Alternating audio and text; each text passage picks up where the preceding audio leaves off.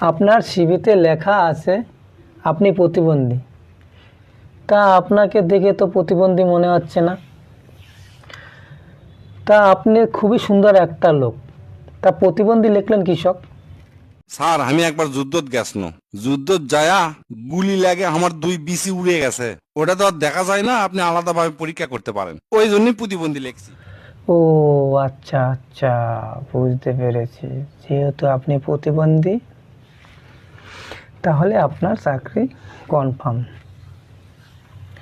আমাদের office time হচ্ছে সকাল 10টায়, আপনি আসবেন কাল থেকে সকাল 12টায়।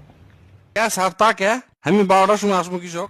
শোনেন, আমরা পশ্চিম বাংলার লোক, কাজের পয়েন্ট কী করে মারতে হয় সেটা ভালো করেই জানি। আমরা সকাল 10টায় অফিসে আসি, এসে পান সিগারেট চা খেতে খেতে কেটে যায় 1 ঘন্টা। তারপর বিচি চুলকে 1 ঘন্টা, 12টা বেজেই যায়। তাহলে আপনার তো বিচিই নেই, এই যে কী করবেন?